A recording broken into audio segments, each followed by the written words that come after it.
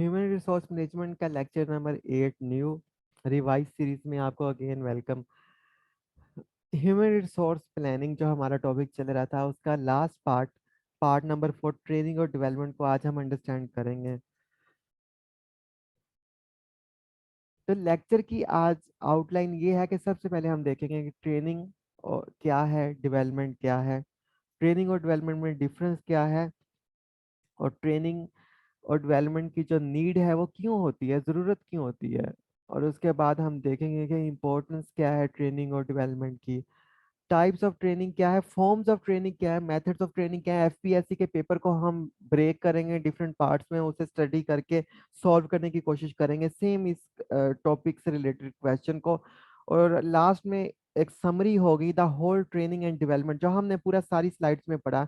तो हम उसका एक सिंपल सा सिस्टम बनाएंगे या प्रोसेस बनाएंगे या एक ट्रेनिंग साइकिल बनाएंगे और वो आप बनाएंगे।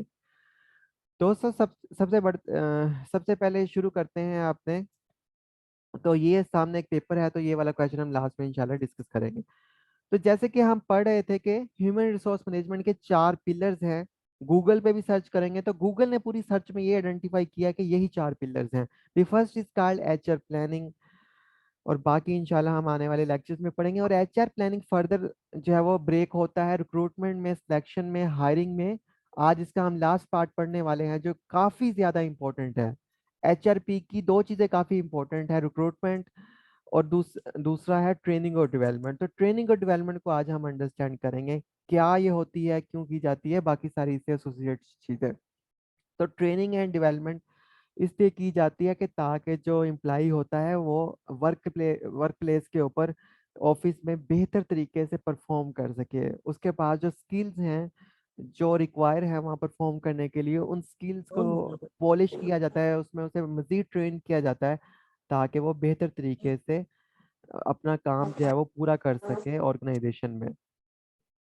तो इसलिए ट्रेनिंग टाइम टू टाइम करवाई जाती है। ये बुक्स में ये वाले चैप्टर्स हैं ट्रेनिंग और इससे रिलेटेड जो है वो नॉलेज पे, ये उनके रेफरेंसेस हैं। अगर आप पढ़ना चाहें तो जाके देख लीजिएगा। और जो दूसरी बुक है उसमें ये 2 चैप्टर हैं, ट्रेनिंग मेथड्स और ट्रेनिंग प्रिंसिपल एंड एडमिनिस्ट्रेशन, इसे भी आप देख सकते हैं अगर आपका दिल चाहे तो। ट्रेनिंग क्या होती है? Training and development is a continuous process in an organisation to achieve its organizational goals by improving the skill and knowledge of the employees। Training और डेवलपमेंट एक कंटिन्यूस प्रोसेस है किसी भी ऑर्गेनाइजेशन में, ताकि ऑर्गेनाइजेशन के जो मकासद हैं उन्हें पूरा किया जाए, उन्हें जो है वो अचीव किया जाए। जो हमारे एम्प्लॉयज हैं उनकी सलाहियतें जो हैं उन्हें पॉलिश करके, उन्हें इम्प्रूव करके, उनका जो इल्म है उसे इम्प्रूव करके बेहतर बना के। The training and development function in an organization has gained a lot of importance due to advancement in technology and changes in market force। Training और डेवलपमेंट काफ़ी ज़्यादा इंपॉर्टेंट हो गई है आज के दौर में। हर कॉम क्योंकि मार्केट में चीज़ें तेज़ी से बदल रही हैं, तेज़ी से जो है वो नई टेक्नोलॉजीज इमर्ज हो रही हैं, वर्क के पैटर्न्स बदल गए हैं, सिस्टम्स बदल गए हैं, चीज़ें एडवांस होती जा रही हैं। तो इम्प्लाइज को भी बदलने की ज़रूरत है। उनके उनमें बदलाव लाने के लिए ट्रेनिंग और डेवलपमेंट का अमल एक कंटिन्यूस प्रोसेस है जो परफॉर्म किया जाता है किसी भी ऑर्गेनाइजेशन में। तो ट्रेनिंग की डेफिनेशन देख लेते हैं कि क्या होती है। Training is a basically systematic procedure for transferring technical know how to the employees so as to increase their knowledge and skills for doing particular job. यहाँ पे सिर्फ वो ये कह रहे हैं कि ट्रेनिंग एक सिस्टमेटिक प्रोसेस है कि वो टेक्निकल नो हाउ, वो तरीकाकार इम्प्लाई के अंदर जो है वो जो है वो ट्रांसफॉर्म या ट्रांसफर किया जाए, वो स्किल और नॉलेज इम्प्लाई के अंदर ट्रांसफर किया जाए जो किसी खास काम को करने के लिए उसे वो महारत रिक्वायर है। ट्रेनिंग में उसे वो महारत, वो स्किल, वो तरीकाकार सिखाया जाता है, उसकी प्रैक्टिस करवाई जाती है जो ऑर्गेनाइजेशन में किसी खास काम करने को सर अंजाम देने के लिए जरूरी होता है। और training is a process which the trainees get an opportunity to learn the key skills which are required to do the job। Training एक ऐसा प्रोसेस है, एक ऐसा मरहला या तरीका है जिसमें जो ट्रेनीज हैं, ट्रेनिंग करने वाले लोगों को मौका मिलता है कि उन की स्किल्स को लर्न कर सकें, उन्हें सीख सकें, उन महारतों को, जिन महारतों की जरूरत होती है जॉब को पूरा करने के लिए, जॉब को परफॉर्म करने के लिए, ऑर्गेनाइजेशन में काम को सर अंजाम देने के लिए। तो ट्रेनिंग में बेसिकली जो है वो एम्प्लॉयज को स्किल्स सिखाई जाती हैं, ताकि उन स्किल्स का बेहतरीन यूज करके वो ऑर्गेनाइजेशन में बेहतरीन वर्क जो है वो परफॉर्म करें। अच्छा, अब डेवलपमेंट क्या है? तो development is not only limited to particular task, but it aims to improve the personality and attitude for their all round growth, which will help them to face future challenges. It changes the mindset of the employees and makes them more challenging or competing. Development is a process of preparing employees for future position and improve their personal skills to handle the critical situation in an organization. यहाँ पे वो बात कर रहे हैं कि जो training है उसमें किसी एम्प्लाई को कोई खास स्किल सिखाई जाती है, जिसे वो इम्प्रूव करके ऑर्गेनाइजेशन में वर्क जो है वो बेहतरीन तरीके से पूरा करे, मुकम्मल करे।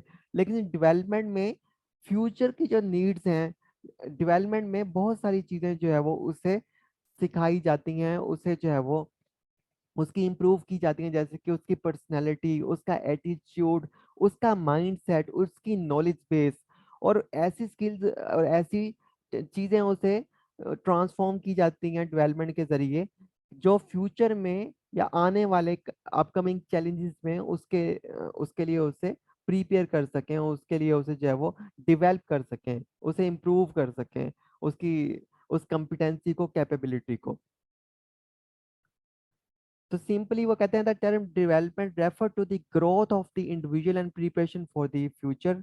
डेवलपमेंट रेफ अच्छा, डेवलपमेंट का लफ्जी मायने भी तरक्की होता है। वो कहता है डेवलपमेंट का मतलब है, रेफर करती है ग्रोथ को, किसी भी इंडिविजुअल की जो ग्रोथ है उसमें कंट्रीब्यूट करती है डेवलपमेंट, और प्रीपेयर करती है उस एम्प्लाई को मुस्तकबिल के लिए। अच्छा, ट्रेनिंग और डेवलपमेंट का भी डिफरेंस क्या हुआ?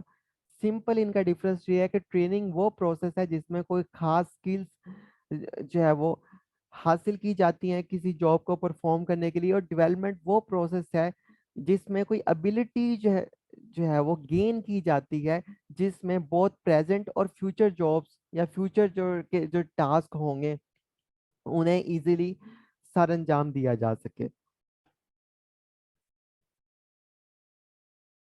एक क्वेश्चन पैदा होता है कि ट्रेनिंग और डेवलपमेंट क्यों जरूरी है, मतलब क्या क्यों होनी चाहिए ऑर्गेनाइजेशन में ट्रेनिंग और डेवलपमेंट, इसका मकसद क्या है?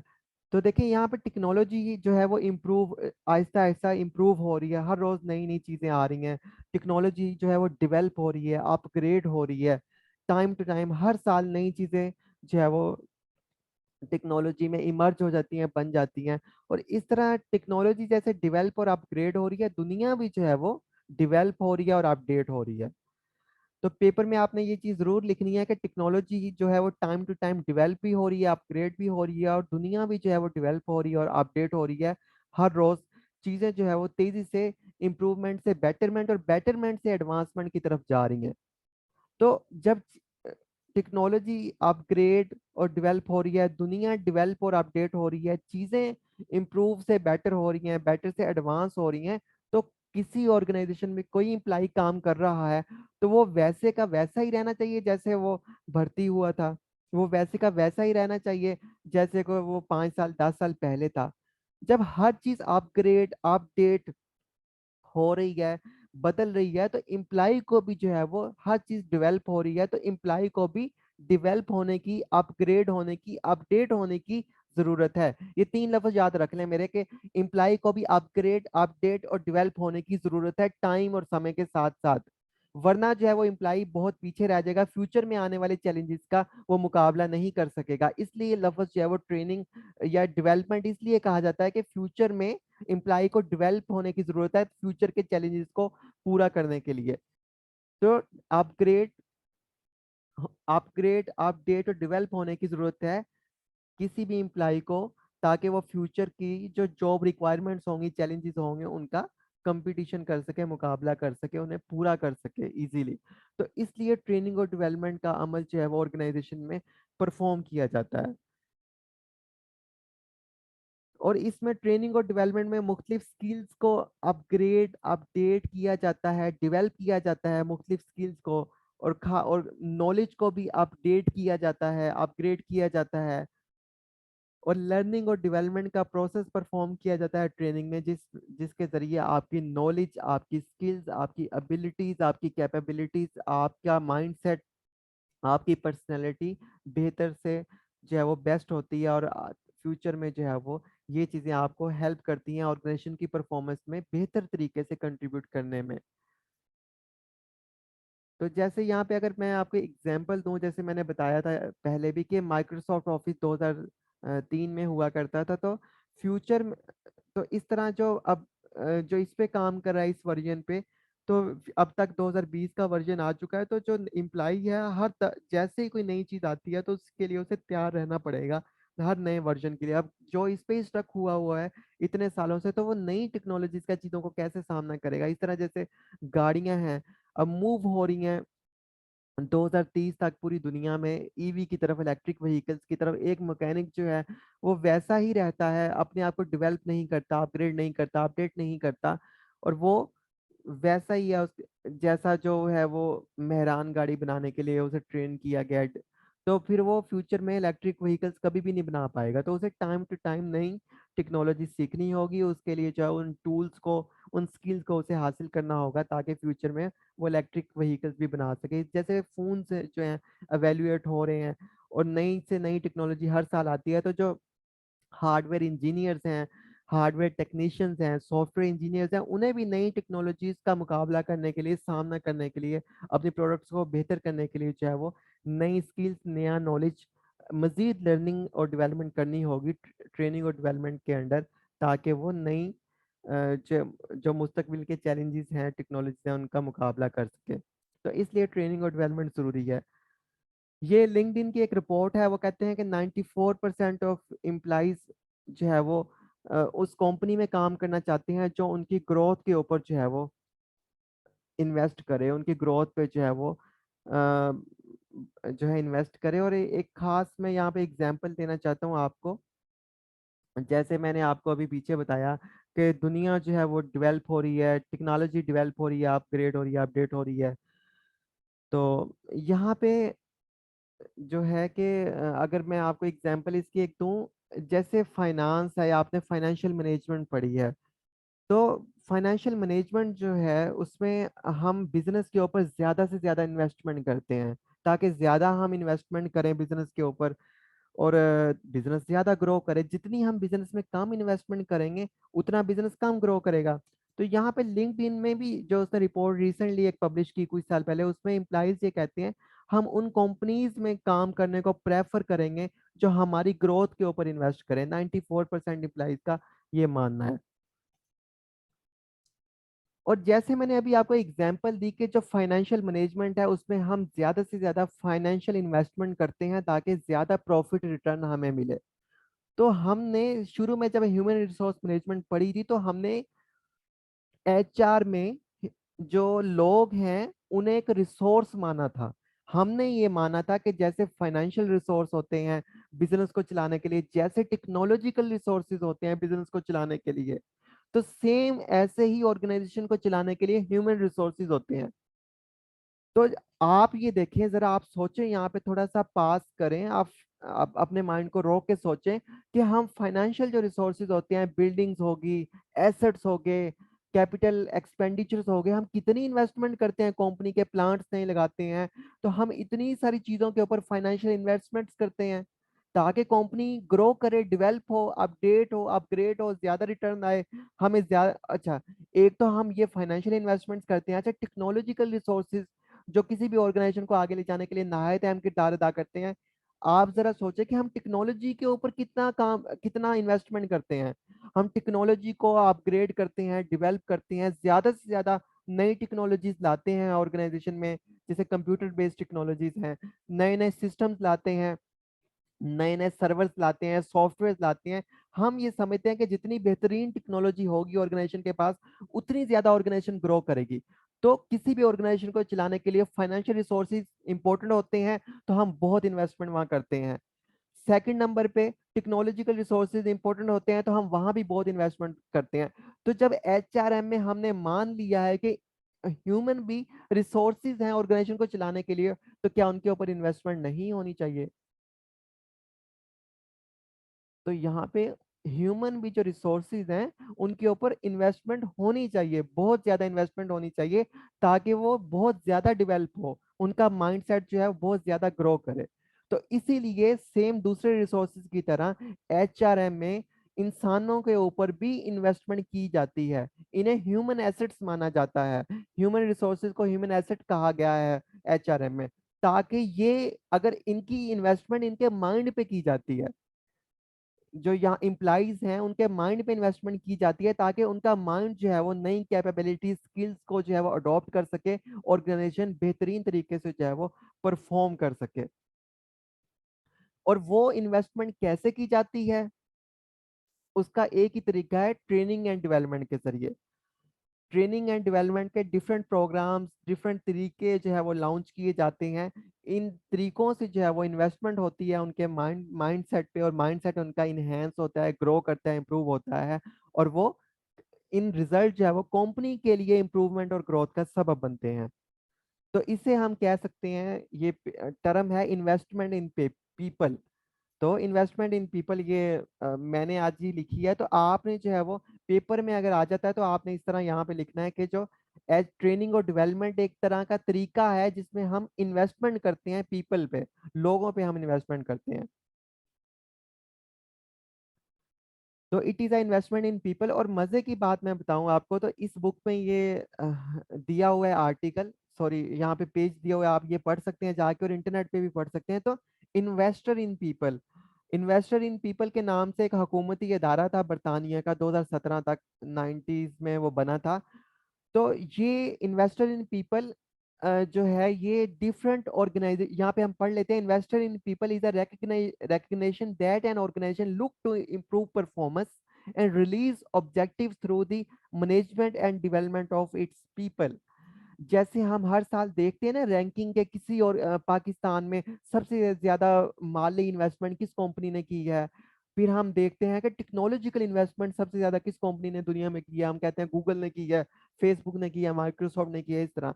तो पीपल के ऊपर, जो इम्प्लाइज हैं उनके ऊपर सबसे ज्यादा इन्वेस्टमेंट किस कंपनी ने की है।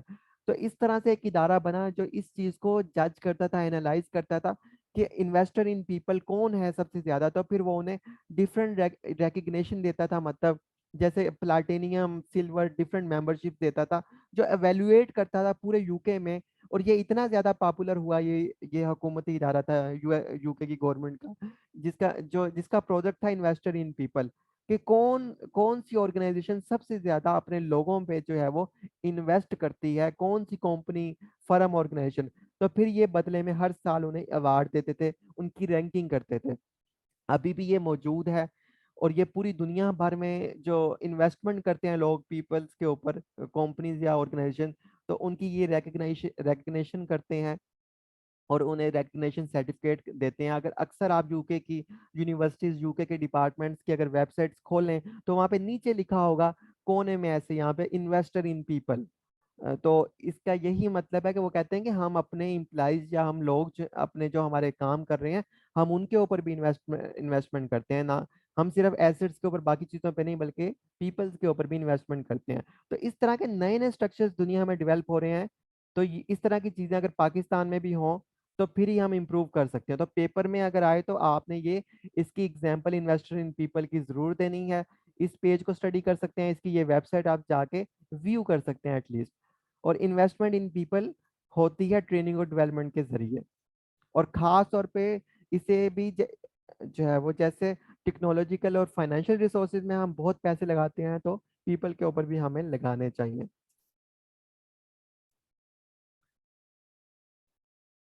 अच्छा, ट्रेनिंग और डेवलपमेंट के बेनिफिट्स क्या हैं और इम्पोर्टेंस क्या है? सबसे पहले जैसे हमने देखा कि अगर हम माइंड के ऊपर इन्वेस्टमेंट करेंगे ना, तो फिर माइंड जो है वो, एक कोटेशन है, the investment in cash can may be crash but the investment in brain can give you the highest gain. मतलब जो कैश पे इन्वेस्टमेंट करते हैं वो क्रैश कर सकती है, लेकिन जो माइंड पे इन्वेस्टमेंट करते हैं वो सबसे हाईएस्ट आपको गेन दे सकती है। तो जब हम ट्रेनिंग और डेवलपमेंट के जरिए माइंड पे इन्वेस्टमेंट करते हैं लोगों के, तो हमारी जो ऑर्गेनाइजेशन की परफॉर्मेंस है वो अल्टीमेटली इम्प्रूव होती है, बेहतर होती है। और खास तौर पे जो वर्कर है, जब उसकी ग्रो हो रही है, उसके माइंडसेट की इम्प्रूवमेंट हो रही है, तो वो बहुत सेटिस्फेक्शन और मोटिवेशन महसूस करता है कि मेरी ऑर्गेनाइजेशन को फिक्र कितनी ज्यादा है, जो मुझ पे भी इन्वेस्ट करना चाहती है। वो सिर्फ उसे प्रॉफिट का नहीं, बल्कि ऑर्गेनाइजेशन के जो लोग हैं उन पे भी वो इन्वेस्टमेंट करती है। तो जो इम्प्लाई है, इसी वजह से वो ज्यादा लॉयल हो जाता है ऑर्गेनाइजेशन के साथ, और ज्यादा लंबे अरसे तक वो वहां पे रहना चाहता है, ऑर्गेनाइजेशन को छोड़ना नहीं चाहता, जो उस पे उसकी ग्रोथ का, उसकी डेवलपमेंट का ख्याल रख रही है। और उसके बाद जो इम्प्लाई है, उसकी प्रोफेशनल भी ग्रोथ होती है, ट्रेनिंग और डेवलपमेंट के जरिए पर्सनल भी ग्रोथ होती है। पर्सनल और प्रोफेशनल लाइफ में इफेक्टिवली और एफिशिएंटली वो जो है वो परफॉर्म कर सकता है अपने जो है मामलात। और ख़ास तौर पे उससे ऐसी स्किल्स और एबिलिटीज उसमें आ जाती हैं कि वो अपना सेल्फ एनालिसिस कर सकता है, अपनी स्ट्रेंथ और वीकनेस को जज कर सकता है, अपनी जो वीकनेसेस हैं उन्हें इम्प्रूव कर सकता है, स्ट्रेंथ जो है उसे इन्हेंस कर सकता है, बढ़ा सकता है। और कंपनी जब इम्प्लाइज के ऊपर इन्वेस्टमेंट की जाएगी, उनके माइंडसेट के ऊपर, तो कंपनी की रेपुटेशन भी अच्छी होगी कि ये इम्प्लाइज का बहुत ज़्यादा ख्याल करते हैं और फिक्र भी करते हैं। तो ये थी इम्पोर्टेंस या benefits of training and development. यहाँ पे डिटेल लिखी हुई है स्लाइड में, आप इसे पढ़ सकते हैं। अब आ जाते हैं टाइप्स ऑफ ट्रेनिंग। ट्रेनिंग की टाइप्स कितनी हैं, क्या हैं? सबसे पहली जो टाइप है ट्रेनिंग की, वो है orientation training. Onboarding training, technical skills या हार्ड स्किल डेवलपमेंट। तो soft skills development and product and services training. तो पेपर में आ जाए तो इसी तरह आपने लिखना है कि टेक्निकल स्किल्स या हार्ड स्किल्स डेवलपमेंट और सॉफ्ट स्किल्स डेवलपमेंट, इस तरह के वर्ड्स आपने यूज करने हैं। ये आपको कहीं भी नहीं और इंटरनेट पे मिलने वाले, इस तरह की कैटेगराइजेशन। तो सबसे पहले हम स्टेप बाय स्टेप पढ़ लेते हैं ओरिएंटेशन ट्रेनिंग क्या होती है। ओरिएंटेशन ट्रेनिंग, इसे इंडक्शन ट्रेनिंग भी कहा जाता है। ये ट्रेनिंग कंडक्ट की जाती है जब इम्प्लाई, नया इम्प्लाई किसी ऑर्गेनाइजेशन में आता है, तो एक किस्म की एक वेलकम जो है वो ट्रेनिंग होती है, कि वेलकम के तौर पे जो है वो उसे रिसीव किया जाता है जब इम्प्लाई को, तो उसे जो है वो बताया जाता है कि ऑर्गेनाइजेशन का मिशन क्या है, ऑर्गेनाइजेशन का विजन, नजरिया क्या है, उसकी वैल्यूज क्या है, उसका मकसद क्या है, ऑर्गेनाइजेशन के कल्चर के बारे में उसे जो है वो डिटेल में इंट्रोड्यूस करवाया जाता है। ऑर्गेनाइजेशन की स्ट्रक्चर के बारे में बताया जाता है कि ऑर्गेनाइजेशन का स्ट्रक्चर क्या है, इसका जो जो मैनेजमेंट स्ट्रक्चर है वो कैसे है, इसका हेड कौन है, इसके ऑर्गेनाइजेशन के जो टास्क क्या क्या हैं, इसके ऑफिस कहाँ कहाँ पे हैं, इसका नेटवर्क कितना बड़ा फैला हुआ है, ऑर्गेनाइजेशन में टीम्स कैसे काम करती हैं, किन कामों को हैंडल करने के लिए कौन कौन सी टीम्स हैं, पॉलिसीज क्या हैं ऑर्गेनाइजेशन की, जो जिस पे ऑर्गेनाइजेशन चल रही है, ठीक है, रूल्स वगैरह सारे। तो एडमिनिस्ट्रेटिव प्रोसीजर्स क्या हैं, कि मतलब कि आप जो वहाँ पे काम करने के जितने भी प्रोसीजर हैं, स्टैंडर्ड ऑपरेटिंग प्रोसीजर्स हैं, वो सारे के सारे वो क्या हैं, वो उसे इंट्रोड्यूस करवाई जाती हैं। पेपर वर्क खास तौर पे, कि आपने जो पेपर वर्क करना है, आपने रिपोर्ट कैसे बनानी है, डॉक्यूमेंटेशन कैसे करनी है अपने कामों की, आपने जो है वो रिपोर्ट सबमिट किसे करवानी है, ETC सारी चीज़ें से बताई जाती हैं। आपके लिए इस ऑर्गेनाइजेशन में आप आ चुके हैं, बेनिफिट्स प्लान क्या है, रिटायरमेंट प्लान क्या है, बोनसेस, सैलरीज, बाकी स्ट्रक्चर्स क्या हैं। तो ये सारी की सारी चीज़ें जो है वो ओरिएंटेशन ट्रेनिंग में एक न्यू एम्प्लॉय को वेलकम के तौर पे जो है वो बताई जाती हैं जब ऑर्गेनाइजेशन में इंटर होता है।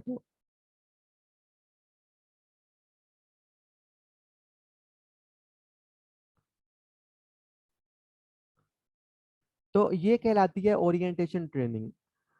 और ये एक किस्म की वेलकम ट्रेनिंग होती है। इसका दूसरा नाम जो है वो इंडक्शन ट्रेनिंग भी है। और ये आपको पता है, इंडक्शन वो मरहला होता है जब एम्प्लॉय को रिसीव किया जाता है, वेलकम किया जाता है किसी ऑर्गेनाइजेशन में। ओरिएंटेशन ट्रेनिंग के बाद दूसरी है ऑन बोर्डिंग ट्रेनिंग या ऑन बोर्ड ट्रेनिंग। इसे जॉब इंस्ट्रक्शन ट्रेनिंग भी कहा जाता है। ये बड़ी कंपनीज में 90 दिन का प्लान होता है, और छोटी कंपनीज में 30 से 60 दिन का होता है। तो ये इसलिए कंडक्ट की जाती है ताकि इम्प्लाइज जल्दी से जल्दी काम सीखकर जो दूसरे जो इम्प्लाइज हैं उनके साथ हाथ बंटवा सके, कंट्रीब्यूट कर सके। तो और ऑन बोर्ड ट्रेनिंग में क्या होता है, जो ओरिएंटेशन ट्रेनिंग में पहले 1-2 दिन जब वेलकम ट्रेनिंग होती है, उसके बाद जो ओरिएंट ट्रेनीज होते हैं, जो इम्प्लाइज होते हैं, उन्हें बुलाया जाता है अपनी स्पेसिफिक जॉब की तरफ। वहां पे उन्हें उनकी जो काम है उसका ओवरव्यू दिया जाता है कि ये काम कैसे होता है, आपने इस काम में क्या करना है। फिर काम जो है वो उन्हें वो जॉब जो होती है डिमोन्स्ट्रेट करके दिखाई जाती है कि आपने इस तरह इस वर्क प्लेस पे आपने ये जॉब इस तरह परफॉर्म करनी है, यानी ये टास्क किस तरह परफॉर्म करना है, वो उन्हें करके दिखाया जाता है। फिर ट्रेनिंग को कहा जाता है कि अब आप जैसे इसी तरह टास्क परफॉर्म करें जैसे अभी आपको समझाया गया, दिखाया गया, डिमॉन्स्ट्रेट किया गया। और फिर ट्रेनी जो है वो काम करता है वैसे जैसे वो सीखता है। फिर अगर कोई गलती होती है तो जो इंस्ट्रक्टर होता है उसका या उसका सीनियर ऑफिसर होता है या सीनियर मैनेजर होता है तो वो वहाँ पे उसे एवेल्युएट करता है कि ये कहाँ पे गलती कर रहा है, तो वहाँ पे साथ ही उसे फिर करेक्ट कर देता है, करेक्शन बता देता है कि आप इस चीज़ों को अपनी इम्प्रूव कर लें। तो इस तरह टाइम टू टाइम जो है वो 30 से 60 दिनों में छोटी कंपनीज में जो वर्कर्स होते हैं उनसे उन्हें डिफरेंट काम डिमॉन्स्ट्रेट किए जाते हैं जो उनकी जॉब का हिस्सा है। फिर उनसे कहा जाता है उन कामों को करें, और उसके बाद अगर कोई गलती होती है तो उसकी करेक्शन होती है। जो बड़ी कंपनीज है, बड़ी कंपनीज में बहुत उसका लार्ज पर्सपेक्टिव होता है, तो इसलिए वहाँ पे जो ये ऑन बोर्ड ट्रेनिंग का जो टाइम है वो 90 दिन तक का हो सकता है, और छोटी कंपनी में मिनिमम 30 दिन और मैक्सिमम 60 दिन तक का हो सकता है।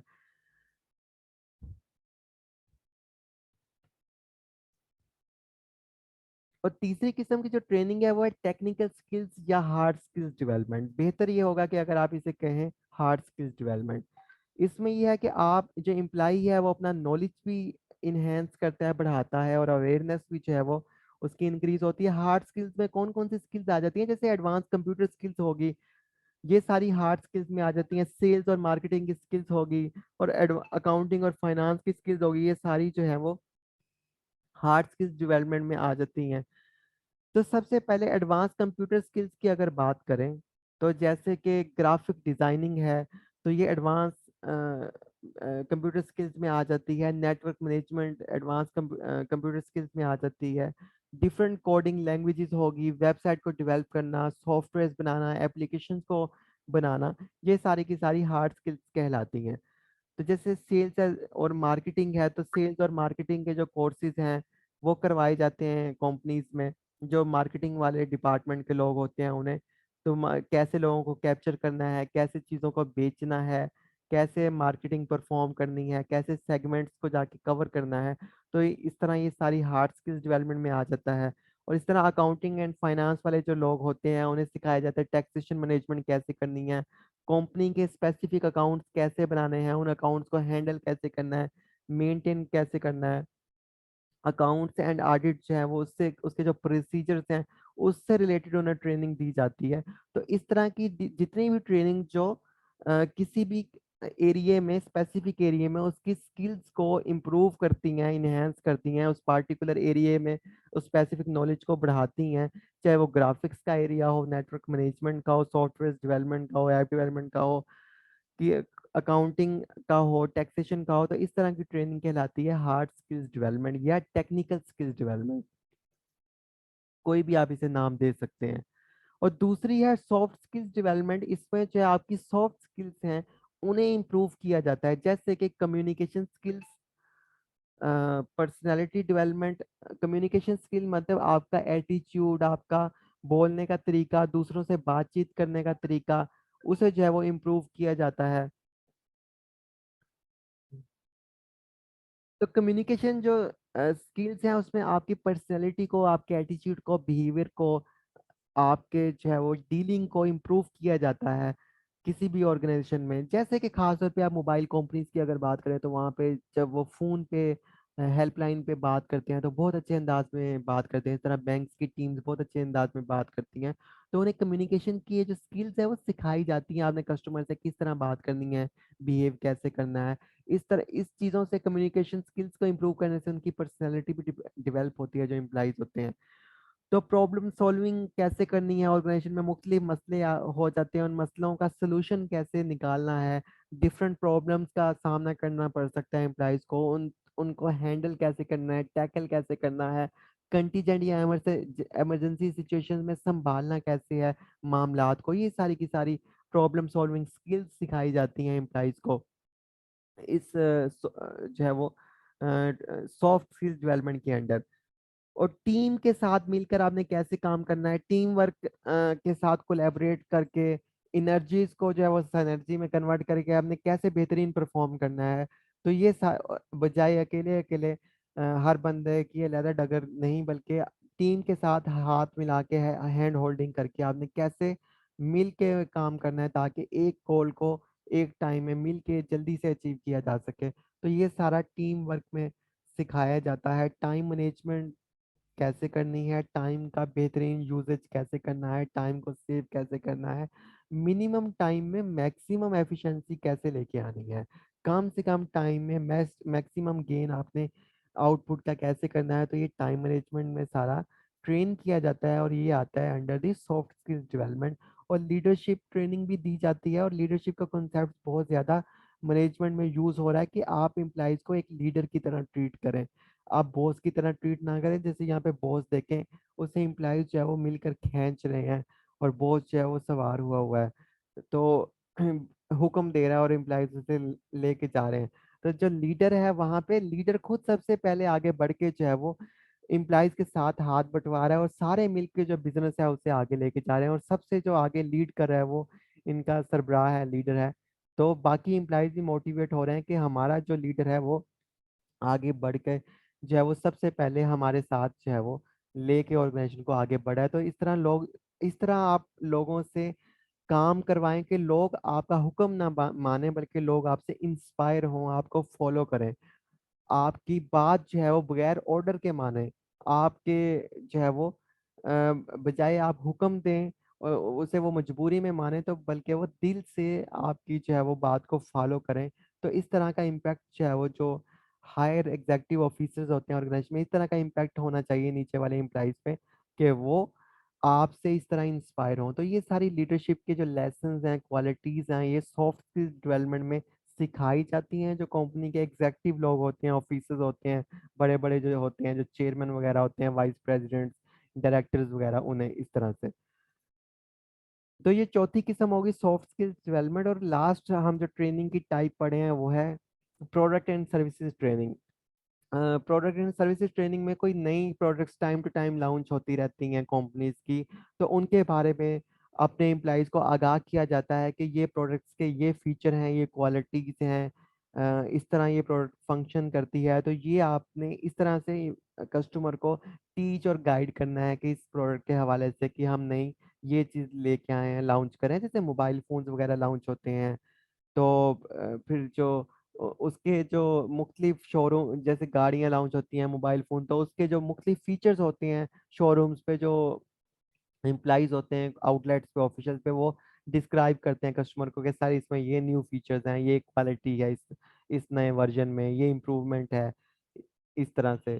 तो ये सारी जो चीज़ें हैं टीच की जाती हैं प्रोडक्ट एंड सर्विसेज ट्रेनिंग में। जैसे मैंने बताया था आपको कि एफबीआर भी जो नई नई अपनी सर्विसेज लॉन्च करता है, प्रोडक्ट्स लॉन्च करता है, जैसे वैल्यूएशन ऑफ प्रॉपर्टीज का सिस्टम इसने लॉन्च किया, तो इसमें इसने अपने एम्प्लॉइज को टीच किया कि किस तरह से आपने प्रॉपर्टीज की वैल्यूएशन जा जाके हर शहर में करनी है, जगह जगह पे कैसे करनी है। फिर ट्रैक एंड टेस्ट सिस्टम लेके आया है एफबीआर के सीमेंट, शुगर और फर्टिलाइजर और टोबैको सेक्टर में। तो एम्प्लॉइज को पहले ट्रेनिंग दी गई कि किस तरह से आपने इस सिस्टम को वहाँ पे इम्प्लीमेंट करना है, उससे काम लेना है सिस्टम से, उसे ऑपरेशनल करना है, फिर उससे जो है वो आपने रिजल्ट्स लेके हमें जो है वो भेजने हैं। इसी तरह से जो है वो पॉइंट ऑफ सेल सिस्टम हो गया, जिसमें एफबीआर ने अपने एम्प्लॉयज को ट्रेन किया कि किस तरह मार्केट में जो है वो अप्लाई होगा, किस तरह इनवॉइसेस जनरेट होंगी, उसकी वेरिफिकेशन किस तरह से होगी, सिस्टम के साथ डेटाबेस के साथ कनेक्ट कैसे होगा। तो नई कोई भी ऑर्गेनाइजेशन हो, हुकूमती इदारा हो, कंपनी हो, तो जो नई प्रोडक्ट्स और सर्विसेज होती हैं उस बारे में वो टाइम टू टाइम ट्रेनिंग देता रहता है। इसे कहते हैं प्रोडक्ट एंड सर्विसेज ट्रेनिंग। तो हमने अब इस जो हिस्से में पूरे सेशन के इस सेगमेंट में हमने सीखा कि ट्रेनिंग जो है वो कितनी किस्म की होती हैं, 5 किस्म की होती हैं, जो आपके सामने शेयर हो रही हैं। इस स्लाइड को आप प्रिंट भी कर सकते हैं और इस जहन में अंडरस्टैंड भी कर सकते हैं। अच्छा, अब फॉर्म्स ऑफ ट्रेनिंग पे आ जाते हैं। टाइप्स ऑफ ट्रेनिंग हमने पढ़ ली, अब हम पढ़ते हैं फॉर्म्स ऑफ ट्रेनिंग। किस तरह से ट्रेनिंग जो है वो करवाई जा सकती है, कितनी शक्लें होती हैं ट्रेनिंग की। अच्छा, एक फॉर्म होती है ऑन जॉब ट्रेनिंग और दूसरी होती है off job training. On job training refer to a form of training which is provided at the workplace during the performance of the actual job. On job training उसे कहते हैं जब आप काम भी कर रहे हैं ऑर्गेनाइजेशन में मौजूद हों, काम भी कर रहे हैं और काम के दौरान ही आपको कुछ स्किल्स और कैपेबिलिटीज जो है वो उनके बारे में जो है वो ट्रेन कर दिया जाए। और ऑफ द जॉब ट्रेनिंग ये होती है कि when the employees are given training outside the actual work location such as type of training is term as off the job training. Off job training वो होती है जब एम्प्लॉय जो है वो अपनी वर्क प्लेस से कहीं दूर जाके या आउटसाइड दी वर्क प्लेस जो है वो या फिर जो है वो अपने काम को छोड़कर फिर जाके ट्रेनिंग सेशन प्रॉपर तरीके से अटेंड करता है, उसे कहते हैं ऑफ द जॉब ट्रेनिंग। इसकी अगर मैं एक एग्जांपल लूँ, जैसे जैसे लास्ट वीक मेरी ट्रेनिंग थी यूके का जो टैक्स डिपार्टमेंट है उनकी 2 दिन ट्रेनिंग थी। तो वो ऑन दी जॉब ट्रेनिंग थी कि ऑनलाइन ट्रेनिंग थी और उन्होंने वहीं पे जो है वो हम साथ काम भी कर रहे थे हमारे सारे लोग और साथ के साथ सारे लोग और सारे इंस्पेक्टर्स ऑफिसर और साथ के साथ वो ऑनलाइन ट्रेनिंग भी अटेंड कर रहे थे अपनी अपने कंप्यूटर पे। तो इस तरह ये ऑन जॉब ट्रेनिंग होगी। और ऑफ जॉब ट्रेनिंग वो है कि जैसे कि अगर कोई लाहौर में जाके डायरेक्टोरेट ऑफ ट्रेनिंग में जाके ट्रेनिंग अटेंड करे। जैसे मुझे कल पता चला कि एक हमारे ऑफिसर जो है वो पूरे 1 हफ्ते के लिए लाहौर में ट्रेनिंग सेंटर में गए हैं, तो वहाँ पे वो ट्रेनिंग अटेंड करेंगे 1 हफ्ता। तो ये होगी वो अपनी वर्क प्लेस को काम को छोड़ के चले गए हैं, तो 1 हफ्ता वो ट्रेनिंग अटेंड करेंगे। इस तरह की ट्रेनिंग को हम कहते हैं ऑफ जॉब ट्रेनिंग, जब आप ऑफ हो जाएं अपनी जॉब से। और जब आप जॉब को कर रहे हैं और साथ ट्रेनिंग भी हो जाए तो उसे कहेंगे ऑन जॉब ट्रेनिंग। अच्छा, मेथड्स ऑफ ट्रेनिंग ये काफी ज्यादा इंपॉर्टेंट है और बहुत ही ज्यादा आपने अटेंटिव होना है। ट्रेनिंग जो है उसके मेथड कौन से हो सकते हैं। सबसे पहला जो मेथड है ट्रेनिंग का वो है इंस्ट्रक्टर लेड ट्रेनिंग और क्लासरूम ट्रेनिंग भी इसे कहते हैं, जिसे आपके सामने जो है वो एक इंस्ट्रक्टर होता है और आपको जो है वो चीजों के बारे में बता रहा होता है। एक्सपर्ट होता है आपके सामने मौजूद होता है, एक्सपर्ट चीजों के बारे में आपको गाइड करता है, बताता है। अगर आपको ऑन दी स्पॉट कोई इशू आता है, कोई आपके माइंड में क्यूरी वगैरह है, तो आप इंस्ट्रक्टर से पूछ सकते हैं कि सर इसका क्या मकसद है, मुझे ये समझ नहीं आ रहा। तो आपके सामने एक्सपर्ट पर्सन खड़ा होकर आपको ट्रेनिंग देता है और आप उसमें उस ट्रेनिंग सेशन में कोई भी क्यूरीज और क्वेश्चंस को अपने रेज कर सकते हैं और उनका सोल्यूशन भी उससे आंसर की सूरत में ले सकते हैं। जब इस तरह की ट्रेनिंग को हम कहते हैं इंस्ट्रक्टर लेड ट्रेनिंग और क्लासरूम ट्रेनिंग भी इसे कह सकते हैं, जैसे क्लासरूम में टीचर मौजूद होता है। तो दूसरी तरह की ट्रेनिंग जो है वो है ई लर्निंग। इसे बताने की आई थिंक जरूरत नहीं है कि ऑनलाइन ट्रेनिंग हो जाती है आपकी, जैसे ऑनलाइन इस टाइम क्लास हो रही है, तो ट्रेनिंग नहीं है लेकिन क्लास है। लेकिन ऑनलाइन ट्रेनिंग में आपको सब ऑनलाइन जो है वो इंटरनेट के थ्रू जो है वो जूम के थ्रू ट्रेनिंग दे दी जाती है कि इस चीज को इस तरह से करना है। तो कोई भी ऑनलाइन ट्रेनिंग हो सकती है, ट्रेनिंग प्रोग्राम भी हो सकता है, पूरा लाइव भी हो सकता है, रिकॉर्डेड भी हो सकता है। इसे कंप्यूटर बेस्ड ट्रेनिंग भी कहते हैं। कंप्यूटर बेस्ड ट्रेनिंग का ये मतलब है कि कंप्यूटर्स पे आपको ट्रेनिंग अगर दी जाए, कंप्यूटर्स मौजूद हो। और ऑनलाइन ट्रेनिंग ये है कि अगर आप जो है वो लाइव इंटरनेट के थ्रू ट्रेनिंग ले रहे हो तो उसे ई लर्निंग कह सकते हैं।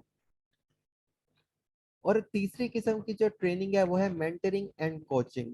ये इस तरह की ट्रेनिंग है जिसमें जो सीनियर एम्प्लॉइज होते हैं या सीनियर मैनेजर्स होते हैं वो अपने जूनियर्स को कोच करते हैं, उन्हें तरबियत देते हैं, उन्हें जो है वो मेंटोर करते हैं। मेंटरिंग होता है रहनुमाई करना, गाइड करना। तो वो उन्हें मेंटोर करते हैं, उनकी रहनुमाई करते हैं कि ये चीजें आपने इस तरह से जो है वो परफॉर्म करनी है। इस किस्म की ट्रेनिंग जिसमें senior managers, senior officers, senior executive जो है वो नीचे वालों को जो है वो गाइड करें, उनकी सलाह करें, उनकी सलाह करें, कोचिंग करें उनकी। तो इस तरह की ट्रेनिंग को मेंटरिंग या कोचिंग कहा जाता है। और जो इंस्ट्रक्टर लेड ट्रेनिंग है ये क्लासरूम की शक्ल में होती है और इसमें जो है वो डिपार्टमेंट के भी लोग हो सकते हैं और बाहर से भी बुलवाए जा सकते हैं आपको ट्रेन करने के लिए। एक्सपर्ट्स भी बुलाए जा सकते हैं, जैसे जैसे कासिम अली शाह हैं, तो उन्हें डिफरेंट ट्रेनिंग्स के लिए बुलाया जाता है, पुलिस वाले बाकी सारे लोग बुलाते हैं। तो इस तरह की ट्रेनिंग इंस्ट्रक्टर लेड ट्रेनिंग होती है जिसमें इंटरनल और एक्सटर्नल टीचर कोई भी हो सकता है। लेकिन मेंटरिंग और कोचिंग में क्या है, इसमें सीनियर ऑफिसर या सीनियर ऑफिशियल कंपनी के लोग ही होंगे जो आपको की रहनुमाई और आपकी सलाह करेंगे। और चौथी किस्म की यहाँ पे ट्रेनिंग है क्रॉस ट्रेनिंग। क्रॉस ट्रेनिंग क्या है कि आपको डिफरेंट, मतलब एक कंपनी है उसमें डिफरेंट डिपार्टमेंट्स हैं, तो वहाँ पे आपको जैसे एफबीआर है तो वहाँ पे डिफरेंट जो है वो सेक्शंस हैं, जो वर्क प्लेसेस हैं, डिफरेंट यूनिट्स हैं काम के, तो वहाँ पे आपको भेजा जा सकता है। तो आप मल्टीपल टाइप्स की जो है वो ट्रेनिंग हासिल कर सकते हैं। जैसे एक महीना आपको बतौर इंस्पेक्टर विद होल्डिंग में लगा दिया जाए, एक महीना आपको ऑडिट में लगा दिया जाए, एक महीना कंपनी यूनिट में लगा दिया जाए, एक महीना जो है वो आपको फील्ड में जो है वो भेज दिया जाए, पॉइंट ऑफ सेल सिस्टम पे, एक महीना जो है वो आपको फर्टिलाइजर इंडस्ट्री में जो है वो अपॉइंट कर दिया जाए, पोस्ट कर दिया जाए। इस तरह से, तो इस तरह और एक महीना अकाउंट्स ऑफिस में आपको भेज दिया जाए, एक महीने इस तरह से। तो डिफरेंट जो एक ही वर्क प्लेस में डिफरेंट जो सेक्शंस होते हैं या वर्किंग यूनिट्स होते हैं, उसमें जब इम्प्लाई को भेजा जाता है तो वहां पे या इस मकसद से भेजा जा सकता है एक एक हफ्ते के लिए कि आप एक एक हफ्ता हर डिपार्टमेंट में या हर यूनिट में लगाएं, ताकि आपको हर तरह का जो काम है वो आ सके। तो इस तरह की ट्रेनिंग को हम कहते हैं क्रॉस ट्रेनिंग। ग्रुप एक्टिविटीज जो हैं, ग्रुप एक्टिविटीज काफी पॉपुलर मेथड है ट्रेनिंग का। इसमें एक ग्रुप की सूरत में जो है वो आपको वर्कशॉप्स करवाई जाती हैं, मतलब अमली तरबियत का मुजाहरा करवाया जाता है, यानी स्किल की अगर कोई ट्रेनिंग होती है, जैसे ये जो गाड़ियों की कंपनियां हैं या टेक्नीशियंस हैं, तो उन्हें फिर वर्कशॉप में जो है वो टूल्स वगैरह यूज करके उन्हें बताया जाता है कि इस चीज को आपने ऐसे करना है, तो फिर वर्कर्स आपस में जो है ग्रुप्स की सूरत में उन्हें ट्रेन किया जाता है। और फिर डिस्कशन ग्रुप्स बनाए जाते हैं ऑर्गेनाइजेशन में। वो डिस्कशन ग्रुप जो है वो अपना नॉलेज, अपना जो है वो एक्सपीरियंस जो है वो एक्सचेंज करते हैं, अपने आइडियाज जो है वो एक्सचेंज करते हैं दूसरे ग्रुप मेंबर्स के साथ। तो ग्रुप ट्रेनिंग में जो है वो टीम किस तरह बिल्ड करनी है, टीम वर्क किस तरह करती है, ये सारे के सारा ग्रुप एक्टिविटीज में सिखाया जाता है।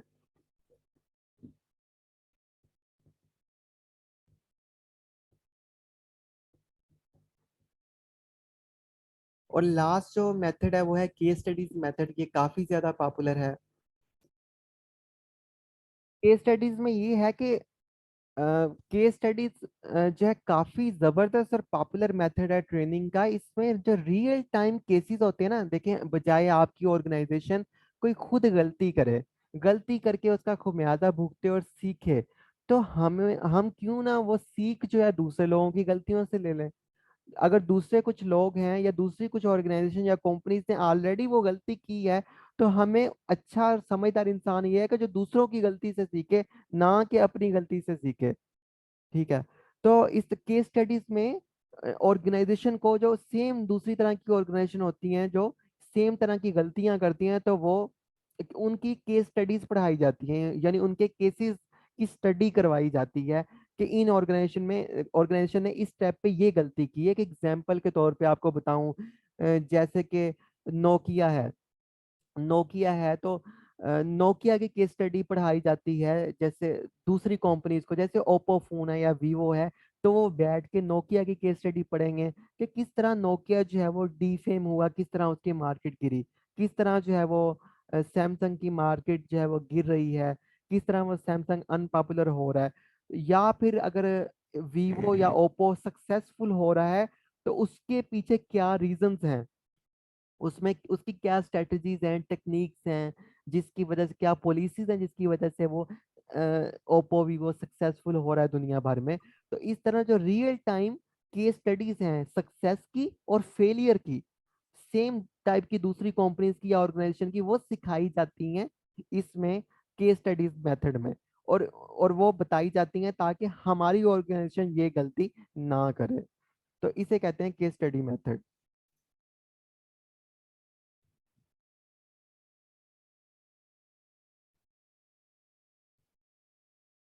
तो यहाँ पे हमारा जो ट्रेनिंग का हिस्सा था वो खत्म होता है, ट्रेनिंग और डेवलपमेंट का। और अब आ जाते हैं हम एफपीएससी के क्वेश्चन की तरफ। व्हाट इज, ये बिजनेस एडमिनिस्ट्रेशन का पेपर है 2018 का। और यहाँ पे जो है वो एक क्वेश्चन है, what is training need analysis, why is it important to conduct it. and what should it evaluate and what are types and methods which training method should be implied for each type of training needs. तो ये question आपके सामने है। तो इस तरह के question जो है वो पेपर में आपसे पूछे जा सकते हैं। तो हम इस क्वेश्चन को सॉल्व करते हैं। सबसे पहले देखिए आपके सामने क्वेश्चन शो हो रहा है। अब इसने एक सवाल में काफी सारे क्वेश्चंस पूछ लिए हैं। वो अब इस तरह के क्वेश्चन को हमें ये चाहिए कि हम इसे ब्रेक करें, टुकड़ों में बांटें। और यहाँ पे देखें वो आपकी इन डेप्थ अंडरस्टैंडिंग होगी, चीजों पे ग्रिप होगी तो आप कर पाएंगे। पहले तो पहला हिस्सा तो वो ये कह रहा है कि what is training need analysis. Second part में वो कहते हैं जनाब what is why is it important to conduct it. और थर्ड में वो फरमा रहे हैं कि व्हाट शुड इट एवेल्युएट।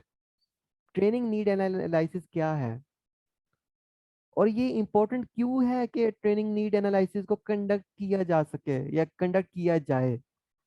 और ट्रेनिंग नीड एनालिसिस को अगर कंडक्ट किया जाता है तो ये एवेल्युएट किस चीज को करेगा, जायजा किस चीज का लेगा।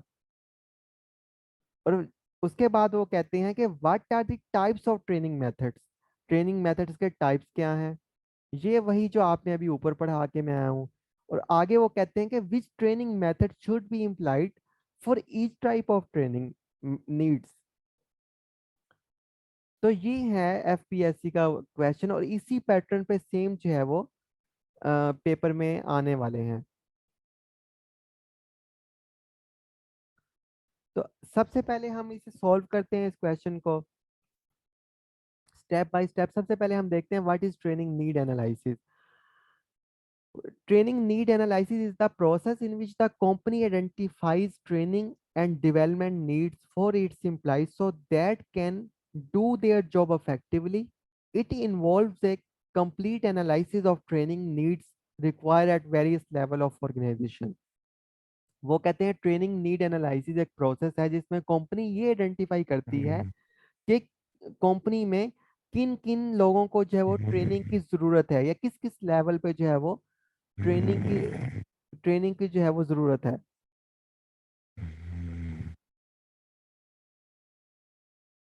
अच्छा जैसे फाइनेंशियल एनालिसिस होता है, ठीक है, इकोनॉमिक एनालिसिस होता है। तो किसी भी चीज को जानने के लिए जैसे हमने जॉब एनालिसिस किया तो इसी तरह ट्रेनिंग नीड्स एनालिसिस है। यानी कि ट्रेनिंग की जरूरत कहाँ कहाँ पे है। क्या किसी खास एरिया में ट्रेनिंग की जरूरत है ऑर्गेनाइजेशन में, किसी खास लोगों को ट्रेनिंग की नीड है, जरूरत है, होनी चाहिए वहां पे। किसी कोई काम अच्छे से परफॉर्म नहीं हो रहा तो उसकी वहां पे जो है वो ट्रेनिंग होनी चाहिए। ट्रेनिंग की नीड कहाँ कहाँ पे है, इस नीड को हम एनालाइज करते हैं इस प्रोसेस में जिसे कहा जाता है टीएनए, ट्रेनिंग नीड्स एनालिसिस। किस किस एरियाज में ऑर्गेनाइजेशन में ट्रेनिंग की जरूरत हो सकती है ये तय किया जाता है एक प्रोसेस में, ट्रेनिंग नीड एनालिसिस जिसका नाम है। आगे वो कहते हैं TNA also know as training need assessment. इसका दूसरा नाम ट्रेनिंग नीड असेसमेंट है। Is a process that organisation use to determine the gap between the current and desired knowledge, skills and abilities of the employees. Training need assessment या training need analysis एक ऐसा तरीका है जिसमें कोई organisation जो है वो गैप मेजर करती है कि जो हमारे एग्जिस्टिंग एम्प्लॉइज हैं उनके पास क्या नॉलेज है और ऑर्गेनाइजेशन को क्या नॉलेज रिक्वायर है किसी टास्क को परफॉर्म करने के लिए। जो नॉलेज वर्कर के पास है और जो ऑर्गेनाइजेशन को चाहिए, दोनों के दरमियान में जो गैप है इस ट्रेनिंग नीड एनालिसिस से वो गैप मेजर किया जाता है। आगे वो कहते हैं the information you gather during a training need analysis help you get the bird eye view. Bird eye view होता है ऊपर से देखना, ओवरव्यू सती नजर से देखना of your company and determine which areas of learning and development you need to focus. हम ये देखते हैं ऑर्गेनाइजेशन में किन एरियाज पे हमें लर्निंग और डेवलपमेंट पे फोकस करना चाहिए ताकि हमारी ऑर्गेनाइजेशन की परफॉर्मेंस जो है वो इम्प्रूव हो सके। दूसरे लफ्जों में ये प्रोसेस हमें एनेबल करता है कि हम आइडेंटिफाई कर सकें नॉलेज, स्किल एंड एबिलिटीज जो हमारे एम्प्लॉयज होल्ड करते हैं और या जो हमारे एम्प्लॉयज के पास नहीं है लेकिन ऑर्गेनाइजेशन को उनकी ज़रूरत है। तो इस तरह की जो है वो जो है वो मेजरमेंट एनालिसिस हम करते हैं ट्रेनिंग नीड एनालिसिस से। और ट्रेनिंग नीड एनालिसिस इसलिए करते हैं ताकि हम जो अफेक्टिव ट्रेनिंग प्लान जो है वो, या एम्प्लॉयज़ की डेवलपमेंट का जो प्लान है वो बना सकें, और फिर उसके अगेंस्ट उन्हें ट्रेन कर सकें, ताकि वो स्किल की कमी उनके अंदर जो है वो पूरी की जा सके। जो एक अच्छा ट्रेनिंग नीड एनालिसिस होता है वो इन तमाम सवालों को एड्रेस करता है। सबसे पहले कि विच इम्प्लाइज नीड ट्रेनिंग, किन लोगों को ट्रेनिंग की ज़रूरत है, किस किस्म की जो है वो ट्रेनिंग की ज़रूरत है, और क्या how can you design an effective training program for them. आप किस तरह से एक बेहतरीन ट्रेनिंग प्रोग्राम जो है वो अपने एम्प्लॉयज़ के लिए बना सकते हैं, डिज़ाइन कर सकते हैं। What will be the impact of training be on employee performance. अगर ये स्पेसिफिक ट्रेनिंग करवा दी जाती है तो क्या एम्प्लॉय की परफॉर्मेंस पर भी कुछ असर पड़ेगा, या वो वैसे का वैसा ही रहेगा, क्या वो एम्प्लॉय ट्रांसफॉर्म होगा। What level of investment and resources will be required to implement an effective training program। किस तरह के माली वसाइल और जरिए चाहिए इस ट्रेनिंग प्रोग्राम को जो है वो पूरा करने के लिए या इम्प्लीमेंट करने के लिए। तो जो एक अच्छा ट्रेनिंग नीड एनालिसिस होता है वो इन तमाम सवालों के जवाबात को एड्रेस करता है जो यहाँ पे क्वेश्चंस किए गए हैं। जैसे आप देख सकते हैं तो ये हमारा जो ये आंसर किस चीज़ का हो गया। सबसे पहले हमने ब्रेक किया था क्वेश्चंस को टुकड़ों में। जो पहला था कि what is training need analysis, तो हमने ट्रेनिंग नीड एनालिसिस में जवाब में ये लिख दिया, डेफिनेशन भी इसमें आ गई, और ये ट्रेनिंग नीड एनालिसिस ज़रूरी क्यों है ये भी आ गया। और हमने एडिशनली साथ ये भी लिख दिया हेडिंग दे के कि affective training need analysis in सवालों को जो है वो एड्रेस करे लाजमी। तो आपने जो है वो अपनी तरफ से आप इसमें क्वेश्चंस ऐड भी कर सकते हैं, इन्हें लेस भी कर सकते हैं। तो इस तरह से जैसे उसने एक लफ्ज़ दे दिया ट्रेनिंग नीड एनालिसिस, इस तरह से आपने उसकी डेफिनेशन कर देनी है। डेफिनेशन के बाद उसकी थोड़ी सी डिस्क्रिप्शन दे देनी है, डिस्क्राइब कर देना है। फिर एडिशनल थोड़ी सी स्टेटमेंट दे देनी है उसके आंसर में, जो उसे जो है वो सपोर्ट करे आपकी उस डेफिनेशन को। तो फिर जैसे यहाँ पे फिर कुछ जैसे यहाँ पे आपने क्वेश्चंस लिख दिए कि जो अच्छा ट्रेनिंग नीड एनालिसिस है इन क्वेश्चंस को एड्रेस करेगा। तो ये हमारा पार्ट ए का जवाब था। अब आ जाते हैं पार्ट बी पे जो एफपीएससी का क्वेश्चन का हिस्सा है कि why is it important to conduct TNA. ये पूछ रहा है एफपीएससी कि ये अहम क्यों है कि ट्रेनिंग नीड एनालिसिस कंडक्ट किया जाए। तो यहाँ पे हवाला आप दे सकते हैं लिंक्डइन की रिपोर्ट का, वो जो ऊपर आपने पढ़ी थी, मैंने दोबारा इसे आपके लिए यहाँ पेस्ट किया है।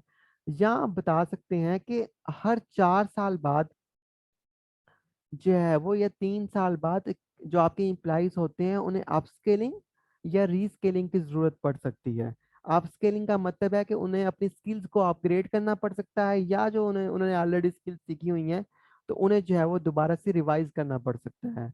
तो इसलिए क्या हमारे एम्प्लॉइज वो स्किल्स होल्ड करते हैं, क्या हमारे एम्प्लॉइज को जो है वो अपग्रेड करने की ज़रूरत है उनकी स्किल्स को, या उन्हें दोबारा वो स्किल्स की रिहर्सल कराने की ज़रूरत है। तो ये सब हमें पता चलेगा ट्रेनिंग नीड एनालिसिस में। ठीक है। तो इस तरह से, और इसलिए इम्पोर्टेंट है ट्रेनिंग नीड एनालिसिस कंडक्ट करवाना, इसलिए इम्पोर्टेंट है, ये एफपीएससी का जवाब है, क्योंकि लिंक्डइन की रिपोर्ट ये कहती है। तो इस तरह से आपने रेफरेंस देना है इस रिपोर्ट का। इस तरह की रिपोर्ट्स ऐड करने का, ग्राफ्स ऐड करने का, फिगर्स ऐड करने का मकसद ये है कि आप पेपर में इसे रेफरेंस के तौर पे लिख सकें। ठीक है। तो ये हमारा आंसर हो गया थोड़ा सा, लेकिन अब डिटेल आंसर हमने रिपोर्ट का रेफरेंस देने के लिए सिर्फ ये लिखा। ठीक है। और ये ध्यान में रहे, हम इस सवाल का भी एड्रेस कर रहे हैं, इसके अंडर हम जवाब अभी लिख रहे हैं। तो सबसे अब हम लिखते हैं रिपोर्ट का रेफरेंस देने के बाद के इम्प्लाइज को अपस्केलिंग या रीस्केलिंग की जरूरत पड़ सकती है। हम पहला लिखते हैं कि it's looked at some of the benefits of implementing a process TNA. Yeah, it is important to conduct training need analysis because number one is that कि हम आइडेंटिफाई कर सकते हैं गैप्स कि ट्रेनिंग नीड एनालिसिस को अगर implement हम करते हैं ऑर्गेनाइजेशन में तो उसका फायदा ये हो सकता है। इंपॉर्टेंट इसलिए ये है कि इसमें हम गैप आइडेंटिफाई कर सकते हैं कि हमारे एम्प्लॉयज के पास नॉलेज कितना है, उनके पास स्पेसिफिक स्किल कितनी है, ठीक है, और ऑर्गेनाइजेशन को किस लेवल की स्पेसिफिक स्किल चाहिए, ऑर्गेनाइजेशन को किस लेवल की नॉलेज की नीड है, बजाय कि फ्यूचर में कोई प्रॉब्लम हो जो वर्कर्स लैक ऑफ स्किल्स की वजह से या लैक ऑफ नॉलेज की वजह से, तो हम वो गैप पहले ही आइडेंटिफाई कर लें और फ्यूचर के लिए उन एम्प्लॉयज को जो है वो ऑलरेडी प्रिपेयर कर लें। तो इसलिए जो है वो गैप आइडेंटिफाई करने के लिए हम टीएनए कंडक्ट करवाते हैं, और इसलिए ये इम्पोर्टेंट भी है, हम कंडक्ट भी करवाते हैं और ये इम्पोर्टेंट भी इसलिए है ताकि आइडेंटिफाई कर सकें गैप्स को। दूसरे नंबर पे हम यहाँ पे आंसर में लिखेंगे कि हमें कैसे पता है कि ऑर्गेनाइजेशन में किस जगह पे कितने एम्प्लॉयज को, किन किन एम्प्लॉयज को किन एरियाज में कौन सी ट्रेनिंग की जरूरत है, हमें ये पता कैसे चलेगा? हमें क्या ऐसे ही पता चल जाएगा जी, अब दिल में आया या ऐसे ही सोच लिया सीईओ ने, चलो जी अब सब एम्प्लॉयज को ट्रेनिंग करवा दो, हो सकता है उसे वो स्किल आती हो, या उसने ऐसे ही सोच लिया कि जी 6 महीने बाद ट्रेनिंग होनी चाहिए, अब 6 महीने बाद क्या मकसद हुआ आपका? तो हमें ये चीज पता चलती है ट्रेनिंग नीड एनालिसिस से कि हमें किस एम्प्लॉय को किस वक्त किस एरिया में ट्रेनिंग की जरूरत है, या हमें ट्रेनिंग की नीड कब है। फॉर एग्जांपल एक टेक्नोलॉजी जो है वो कुछ सालों बाद आ रही है, या जो है वो हम असेसमेंट इसमें करते हैं एम्प्लॉयज की कि उनके पास ऑलरेडी कौन सी स्किल्स हैं और उन्हें कौन सी स्किल्स रिक्वायर होंगी फ्यूचर में, या कुछ ऐसे एम्प्लॉयज हैं जिन्हें बिल्कुल वो चीज़ें नहीं आती, कुछ को एडवांस आती हैं तो एडवांस वालों को हम छोड़ देंगे, और जो जिन्हें नहीं आती उनके लिए हम सोचेंगे, या उन्हें और हमने साल में कब कब कब ट्रेनिंग जो है वो रखनी है, कब कब प्लान करनी है, कब ऑर्गेनाइज की जाएंगी ट्रेनिंग, पूरे साल का हम एक ट्रेनिंग प्लान, एक पूरा जो है वो स्केड्यूल हम बना सकते हैं ट्रेनिंग का कि इस टाइम पे हमें इस ट्रेनिंग की नीड होगी, और ये हमें पता चलेगा ट्रेनिंग नीड एनालिसिस से।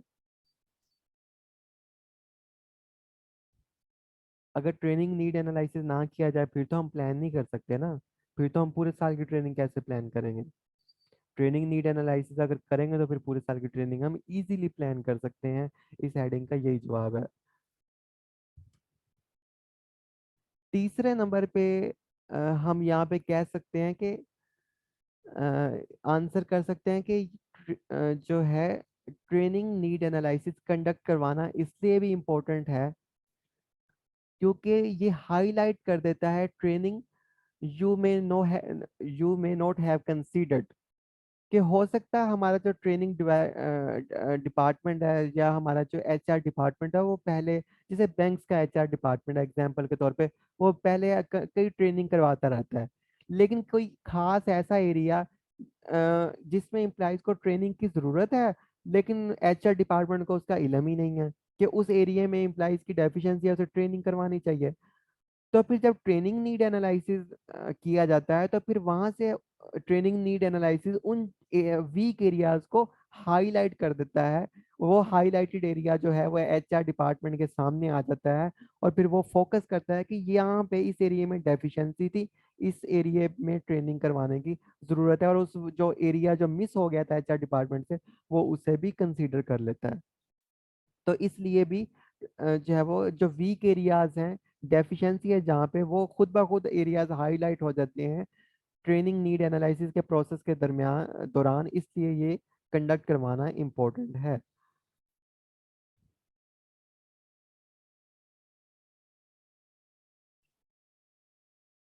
अच्छा, हम नेक्स्ट चलते हैं 4 नंबर पे, वो कहते हैं ensure your training is focusing on the right areas.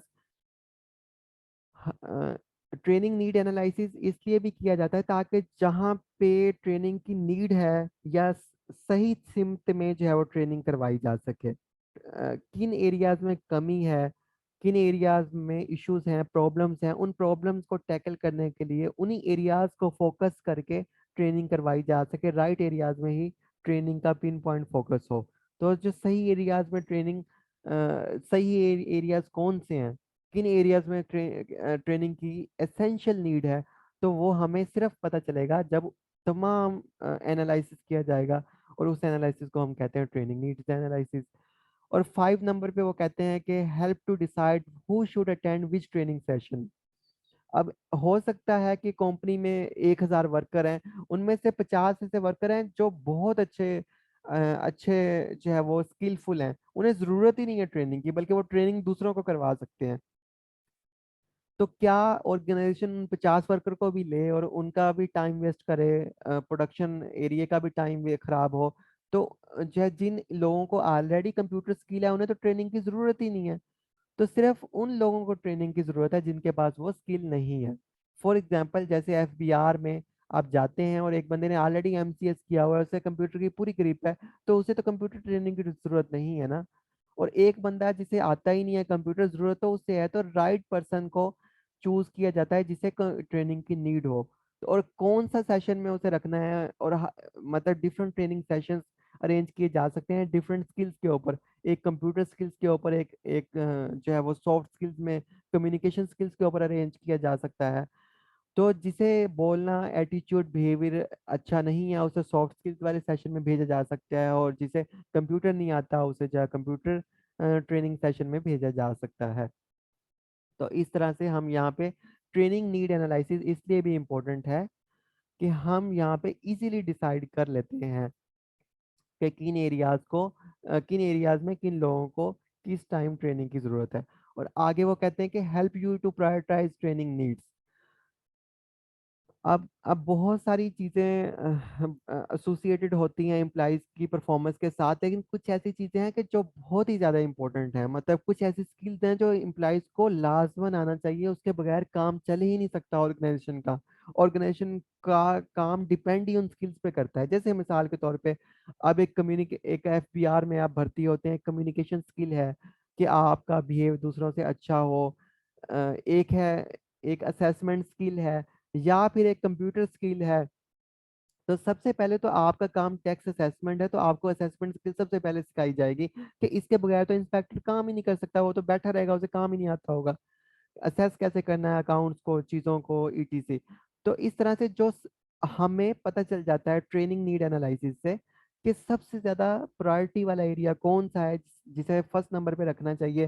पहली ट्रेनिंग इस चीज़ पे देनी चाहिए, दूसरा एरिया ये है इस पे देनी चाहिए, तीसरा एरिया ये है इस पे देनी चाहिए।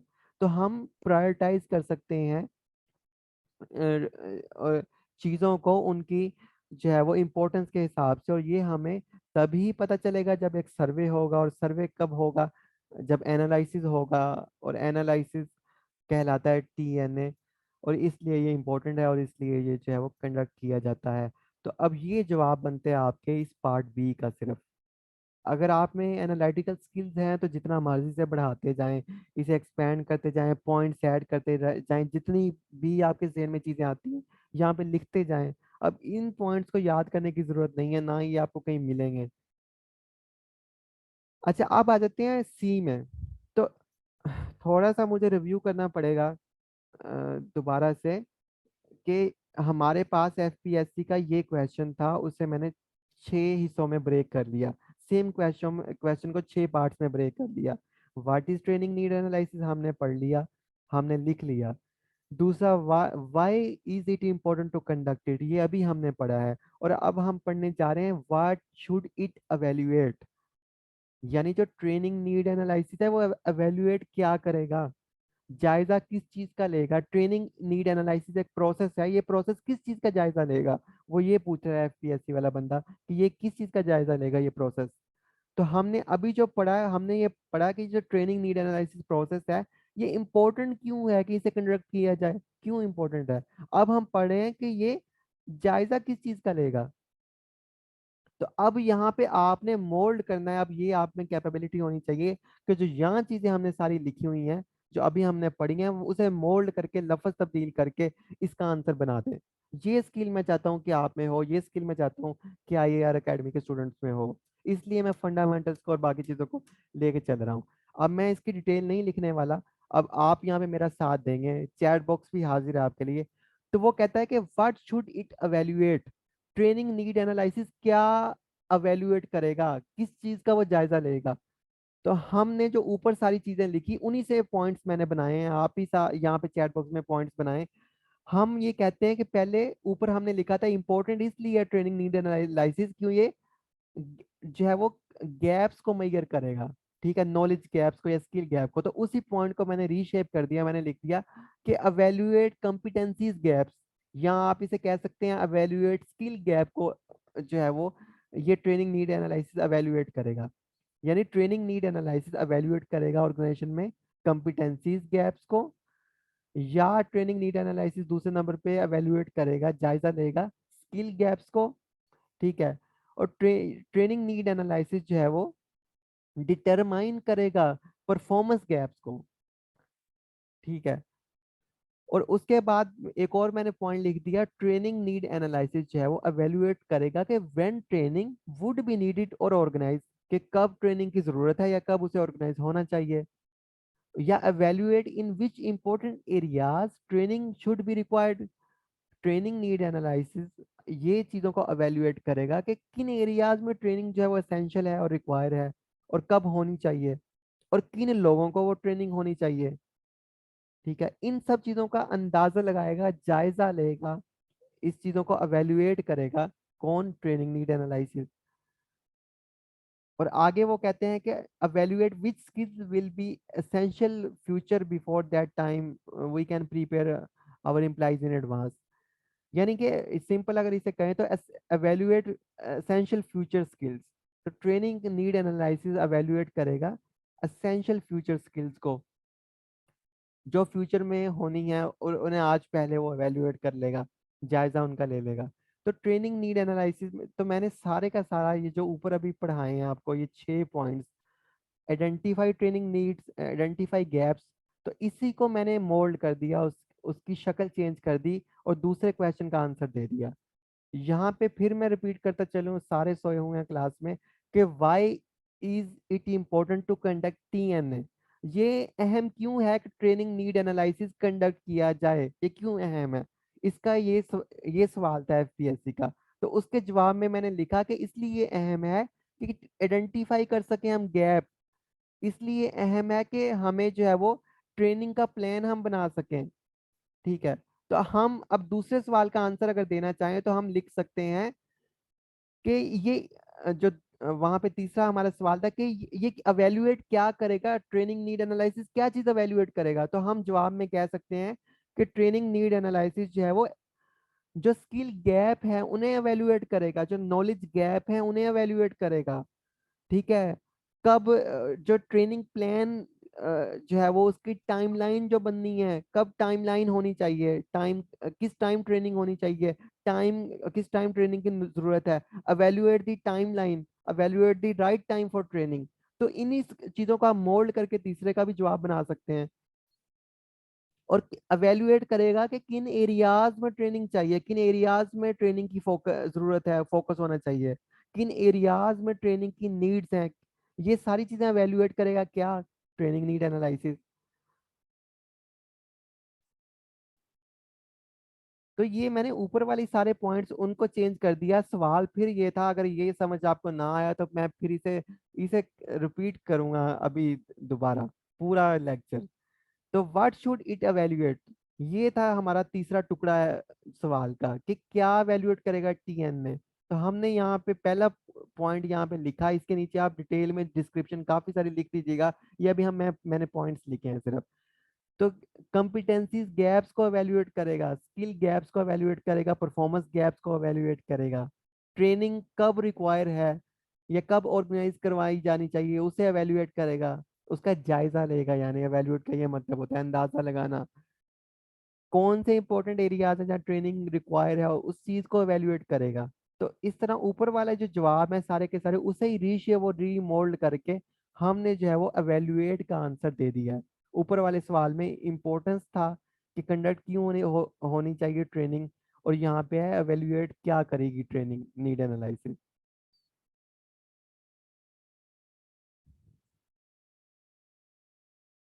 सारे सारे लोग सो रहे हैं यहाँ पे। तो ये हमने 3 सवाल अभी तक, 3 टुकड़े जो है इस सवाल के जो है वो कवर किए। और ये जो दो नीचे वाले क्वेश्चंस हैं, B पार्ट और C पार्ट, ये एक ही दूसरे को रीशेप करके इनके आंसर्स बन सकते हैं।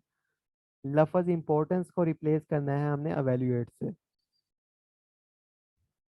आगे वो कहता है कि what are the types of training, D part इसका।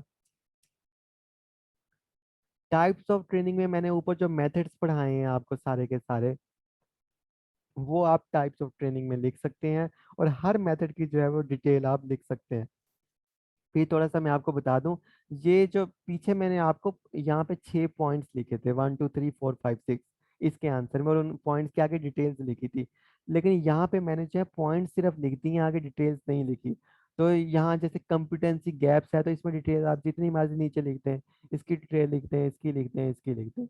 ठीक है, तो ये मैंने पॉइंट्स लिख दिए हैं। तो इस तरह आप भी जितने मर्जी चाहे पॉइंट्स अपने ही सवाल के पिछले जवाब से बना सकते हैं। तो मेथड्स ऑफ ट्रेनिंग में जैसे मैं अभी बता चुका हूँ आपको कि ये वाले मेथड्स हैं सारे के सारे जो आप पेपर में लिख सकते हैं, और इनके मैंने पॉइंट्स लिख दिए हैं, इनके आगे आप डिटेल लिख सकते हैं। तो आप, अब आपकी स्किल के ऊपर डिपेंड करता है। अब आप ये भी लिख सकते हैं कि कौन से मेथड रिक्वायर होंगे किसी ऑर्गेनाइजेशन को किसी खास स्किल की ट्रेनिंग करवाने के लिए, ये भी एवेल्युएट किया जाएगा ट्रेनिंग नीड एनालिसिस में।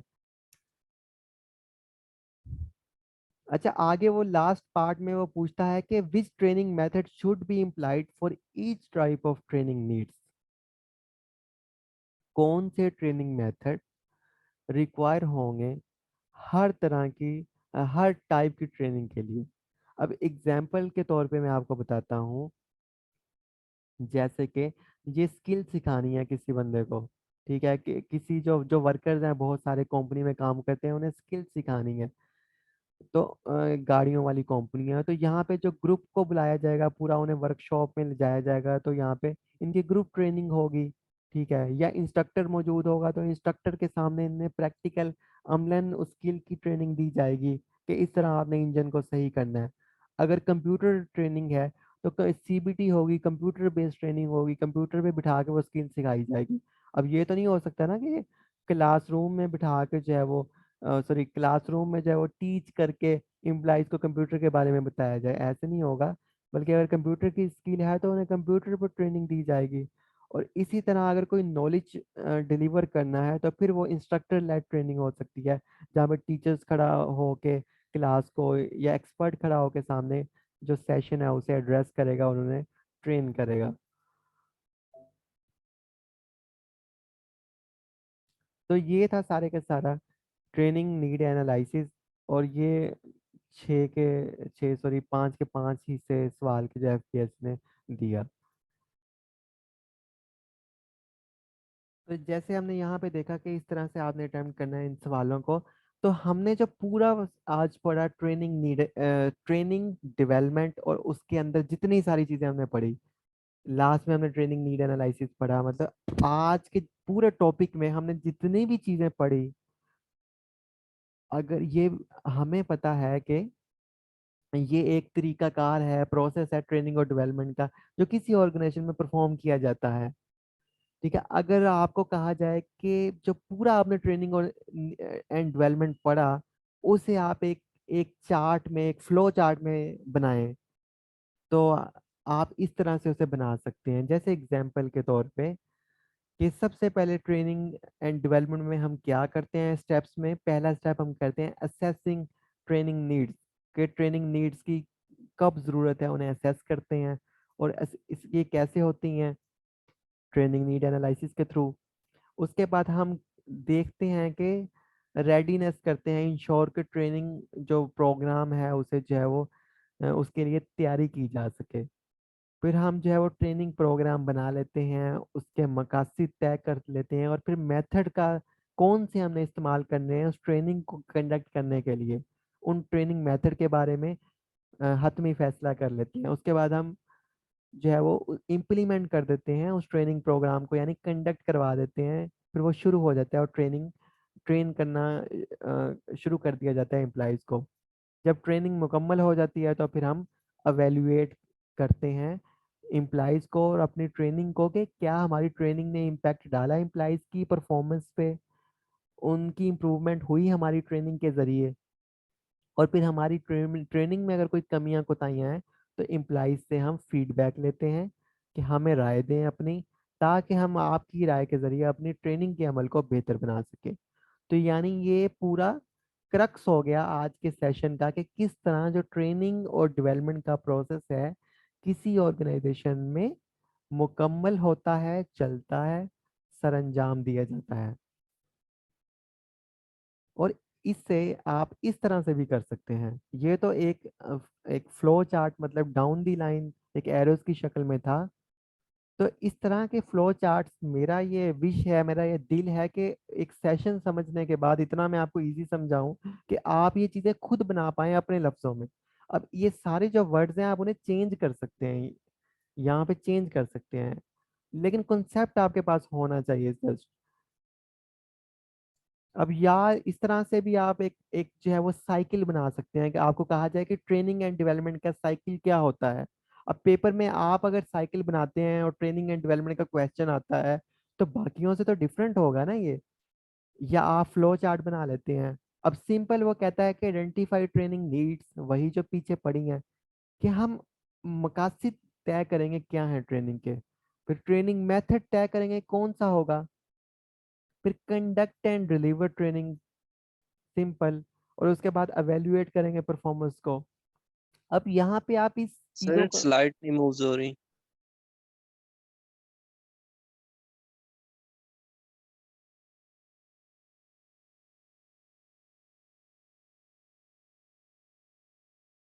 तो यहाँ पे जो है ये फ्लो चार्ट है जो मैंने पहले पढ़ाया कि किस तरह से जो है वो आप एक फ्लो चार्ट बना बना सकते हैं कि the whole training and development process में, कि जैसे कि ट्रेनिंग नीड्स को कैसे असेस, कि सबसे पहले हम असेस करेंगे ट्रेनिंग नीड्स को, फिर उसके बाद इंश्योर करेंगे कि जो ट्रेनिंग मतलब रेडीनेस करेंगे कि ट्रेनिंग जो है वो कि हम करने जा रहे हैं उसके लिए इंश्योर करेंगे अपने आप को कि हम वाकई ट्रेनिंग के अमल को परफॉर्म करना चाहते हैं।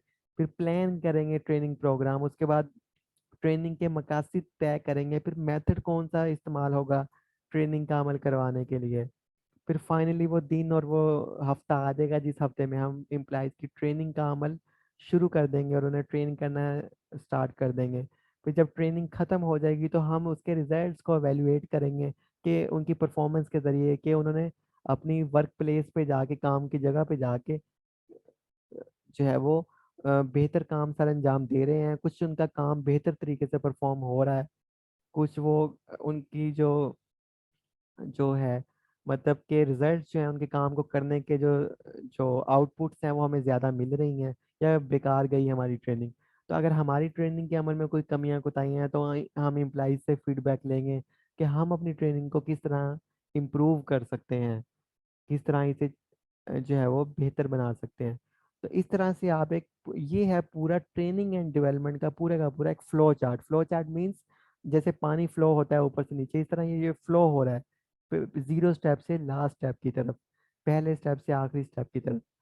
तो ये है ट्रेनिंग एंड डेवलपमेंट का प्रोसेस कह सकते हैं, फ्लो चार्ट कह सकते हैं, वे कह सकते हैं, पूरा ट्रेनिंग एंड डेवलपमेंट का सिस्टम भी इसे आप कह सकते हैं। इस तरह से ये वर्क करता है। तो इसे आप एक और तरीके से भी कर सकते हैं, जैसे ये the training and development cycle, के पूरा ट्रेनिंग एंड डेवलपमेंट का जो साइकिल है, अब इसे फ्लो चार्ट की बजाय आप सिस्टम की बजाय जो है साइकिल का नाम भी दे सकते हैं। कि सबसे पहले ट्रेनिंग नीड आइडेंटिफाई करते हैं आप, फिर ऑब्जेक्टिव्स एस्टेब्लिश करते हैं कि मकासद क्या है ट्रेनिंग के, क्यों करवानी है ट्रेनिंग और किस तरीके से करवानी है, ई लर्निंग करवानी है आपने, इंस्ट्रक्टर लेड ट्रेनिंग करवानी है, कैसे करवानी है, कंप्यूटर बेस्ड करवानी है, कंडक्ट एंड डिलीवर ट्रेनिंग कैसे करनी है, और परफॉर्मेंस कैसे एवेल्युएट करनी है आपने। तो इस तरह से आप एक, ये हो गया जो आज हमने पूरा सेशन पढ़ा उसका एक पूरा साइकिल है ये। तो पेपर में अगर आप ये साइकिल बना दें या इसी चीज को, इसी लफ्जों को फ्लो चार्ट की शक्ल में बना दें तो वो काफी इम्पैक्टफुल होगा। या फिर जो है वो आप इस तरह से भी जो है वो एरो की शक्ल में भी बना सकते हैं स्टेप्स की, कि पहला स्टेप है ट्रेनिंग नीड एनालिसिस, दूसरा हम मकसद तय करेंगे ट्रेनिंग के, फिर मेथड चूज करेंगे, फिर इम्प्लीमेंट करेंगे या ऑर्गेनाइज करेंगे ट्रेनिंग, फिर ट्रेनिंग के जो रिजल्ट्स हैं उन्हें एवेल्युएट करेंगे, और फाइनली रिजल्ट जो है वो देखेंगे, हम पब्लिश कर देंगे कि क्या उनको कोई फायदा भी हुआ या नहीं हुआ। तो इस तरह की चीजें जो है वो मैं विशफुल हूँ एटलीस्ट कि आप एक लेक्चर के बाद खुद इस तरह के चार्ट्स जो है वो बना पाए।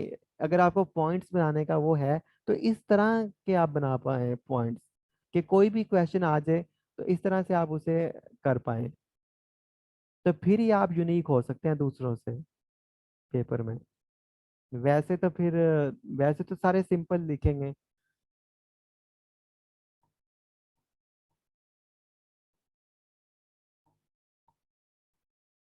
अब इस सवाल का, इस टुकड़े का अगर कोई जवाब देना चाहे तो क्या कोई इस तरह का फ्लो चार्ट बना सकता है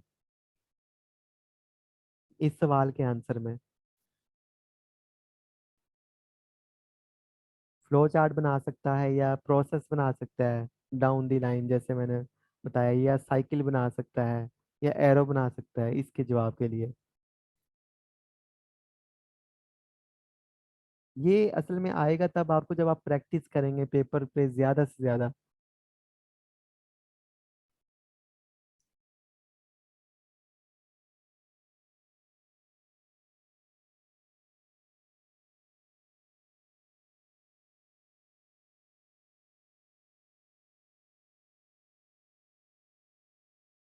तो यहाँ पे हमारा इन 6 जो है वो पार्ट्स के साथ जिसे हमने ब्रेक किया, उसे अंडरस्टैंड करने के बाद यहाँ पे हमारा एंड होता है आज का सेशन। तो अब आप खुद एवेल्युएट खुद को करें कि आपको कितनी ग्रिप है इस सब्जेक्ट में, इस एरिया में, और कितनी आप जो है वो स्किल है आप में कि आप अटेम्प्ट कर पाए इस तरह के सवालात को। जैसे ये ट्रेनिंग नीड एनालिसिस है तो मैं आपसे रिक्वेस्ट करूंगा कि आप अपनी सेल्फ नीड्स एनालिसिस करें, सेल्फ राइटिंग एनालिसिस करें, सेल्फ अंडरस्टैंडिंग एनालिसिस करें, सेल्फ कैपेबिलिटीज एनालिसिस करें कि आपको किन चीज़ों, सेल्फ वीकनेसेस एनालिसिस करें कि कौन सी कमियां हैं आप में कि आप नहीं कर पा रहे, इस चीज़ का जवाब नहीं दे पा रहे।